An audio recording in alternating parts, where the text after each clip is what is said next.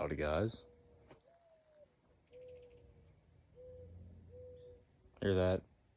Bird's always been there. You guys just aren't outside enough to know. But it's back behind me. In fact, they usually sit in this area. I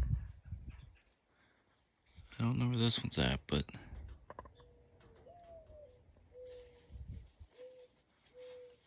yeah, somewhere up in there.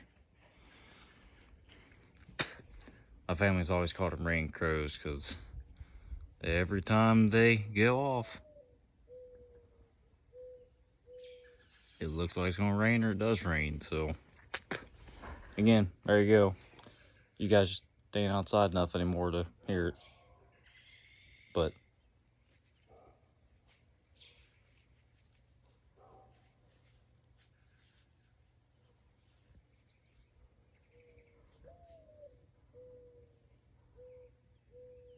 yeah, there. You guys just ain't outside enough.